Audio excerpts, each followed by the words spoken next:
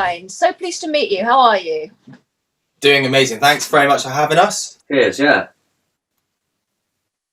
Very welcome. I've been meaning to catch up with you for a while now. So now we've finally got that opportunity, which is great. Just in case people don't know you, we've got Jay, Stan and Robin. Yep. And you're from Devon. Yep. So you took the name Firekind from an old comic book. So do you want to tell us a bit about that? Yeah, an old Judge Dredd. Not being a comic book reader, I don't know. Yeah, I mean, it was suggested to us by this like music guru we knew of, and he was into sort of real old vintage comic books, and it's from Judge Dredd, and there's like a publication within Judge Dredd called Firekind, and yeah, it was kind of like, yeah, we like that name. Let's go with that. What was it like touring the Alps? Because you don't hear many bands doing this, but I know you toured the Alps, what is it, 2015? So a while ago now. How did that happen? And you know, what was it like? Oh, it was, so you play in the afternoon outside usually, and then in the evening you play inside. So you go from cold, -15, whatever, outside, and your fingers are like barely moving, and then you're in this really hot and sweaty venue for the evening. So it's like hot, cold, but it's absolutely crazy out there, you know. All the audience love it, and it's such a good vibe. So if you know, I've never heard of this before. Is that something that you sort of knew about and really wanted to do, or were you invited to come along? A good friend of ours in a band called Moriarty, who are an amazing band, definitely worth checking out. Yeah, amazing band. They went on a tour to the Alps, and I think he gave us a message that you guys should do this. And I remember speaking to Jordan on the phone, and you know, like, give me the rundown. It's like, okay, you need to make sure you sleep a lot, you know, don't drink too much, and bring your skis. Yeah, but that thing is, you're gigging so much out there that you don't often get a chance to go out and ski. Yeah, I can imagine. Without sacrificing like sleep. You got some great accolades. One of them is that you won the Global Battle of the Bands in Thailand. This is 2013, having already won the UK heat, which was at the 100 Club in London. So what was it like winning that? Oh, it was totally unreal. So the final was obviously held in Thailand, and we didn't know where it was going to be held when we won the UK final, and then they message, oh, you're going to be in Thailand. So we're like, well, yeah, we obviously can.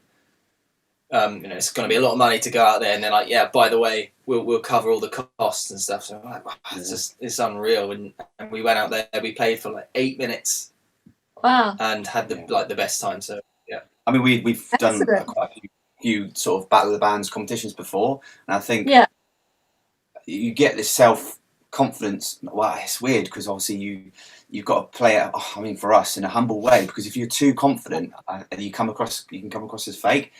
And I think by the time this Global Battle of the Bands came around, we just kind of in a way had enough of Battle of the Bands. We were like, oh, okay, our manager at the time, this is quite a few, at the time said, okay, just, you know, give it a shot and see how you feel. And we passed all the heats, did the national final in, like you say, the 100 Club in London. Yeah. Is that Oxford Street or something like that? Oh, absolutely mental. And we didn't expect to win that, let alone win the global final in Thailand. So I mean, we you know, like Jay said, we only played for 8 minutes at this world final, but we played in a way where we just enjoyed it, and the experience of it all was we were just happy to be there. It was a free holiday, and I guess lovely.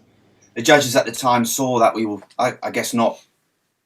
We're just ourselves, basically, and I think we came across where I guess some other bands they went full out. They had these choreographed things going on, and it just came across a bit over the top, maybe trying too hard. Look, I can't talk to you without discussing some very exciting news, which was the release of your debut album. So that was released on the 30th of October. So incredibly recently. So it's called What I Have Found Is Already Lost, and it's a deluxe edition. So this is including acoustic tracks that you've written and recorded during lockdown. And I know that you've also produced the album or some of the tracks in West Hollywood. which is incredible. From what I've read about, using Dave Grohl's personal amps to a hybrid of Guns N' Roses and Jason Bonham's drum kits. I mean, this is incredible. Just talk us through the album and how this all happened.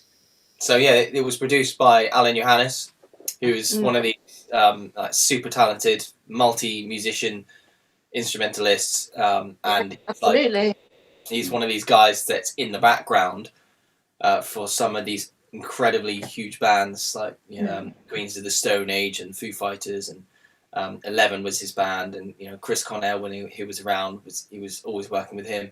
Them Crooked Vultures. Yeah. And we had the opportunity come up to record with him, so we just knew we had to get out there and do it, because it was just something we couldn't do now. Amazing opportunity. Absolutely. Amazing. Yeah. So you're proud of the new album. Yes. You're going to be starting work on the sequel to this album, so your next release. I know it's a bit soon to ask already, seeing as it's only just come out.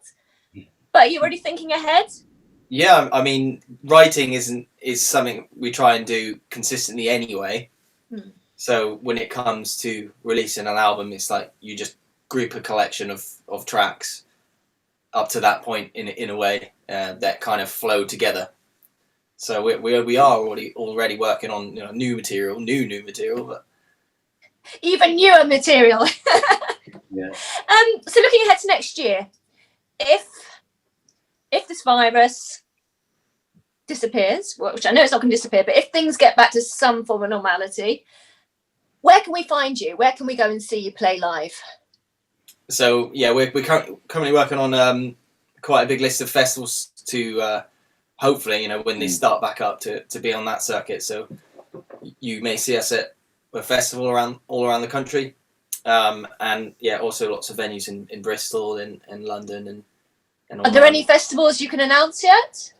No, we've got some big ones in the pipeline. It's too early to confirm at this stage, but I know it's not Download, because they've just made their announcement. Yeah. Oh right. It's not Download. But such a shame, but maybe one day. But who knows? Who knows? Next year, no, year after. God, Yeah. years just flying past. Anyway, it's been great talking to you. Thanks for talking to me and for appearing on the Webfest. I look forward to seeing your set. Thank well you. done, guys, and everything you've done so far. Some amazing achievements. Thank you very much. Cheers. It's an honour to be on New Wave of Classic Rock. So thanks to everyone. Great fun. Yes, definitely. Yeah. Thanks for having us. Bye, guys. Bye. Cheers. Bye.